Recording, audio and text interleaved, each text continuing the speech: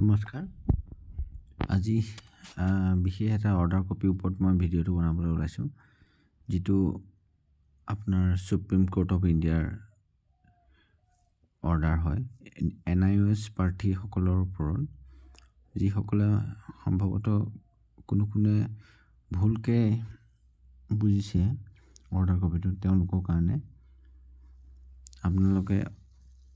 মই কোৱা কথাটো বুলিয়ে নহয় আপোনালোকে নিজেও চাই ল'ব মই কথাটো বুজাই দিম ইয়াত আপোনালোকৰ যিখিনি ধৰক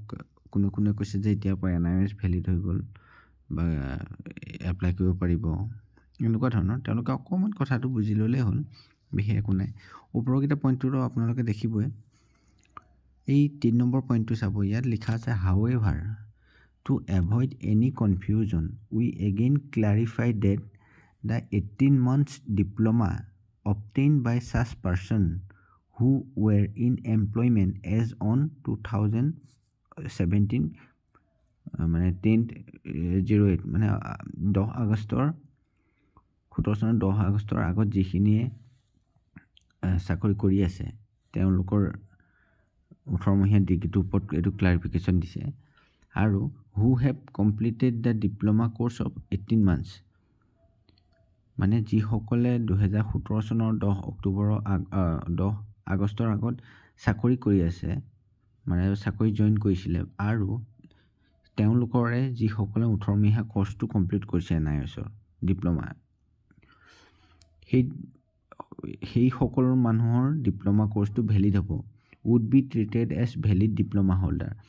তেওঁলোকক মানে ভ্যালিড ডিপ্লোমা হোল্ডাৰ হিচাপে তেওঁলোকক মানে ট্ৰিট কৰা হ'ব কথাটো হিমানেই যি সকলে 2017 চনৰ 10 আগষ্টৰ আগত চাকৰি পালে আৰু চাকৰি পোৱাৰ পিছত তেওঁলোকে 18 মহীয়া যেটো কোৰ্স আছিল হেতু NIOS কোৰ্স DLN হেতু কমপ্লিট কৰিছে সেই ডিগ্ৰীটো তেওঁলোকৰ কাৰণে ভ্যালিড হ'ব গম পাইছেনে আৰু এটা কৈছে যে as valid diploma holder for the purpose of applying in the other institution মানে suppose তেওঁলোকে LP চাকৰি কৰি আছে অসমৰ এজন ক্যান্ডিডেট LP চাকৰি কৰিছে 2012 চনৰ পৰা তেওঁ 17 চনত মানে 17 চন হল 12 চনৰ মানে 12 চনত পাইছে মানে 17 চনৰ আগত হল কাহিনীটো চাকৰিটো হেহে তেওঁ ডিপ্লোমাটো ভ্যালিড হ'ব তাৰ NIOS 18 মহীয়া কোৰ্সটো হলো ভ্যালিড আছে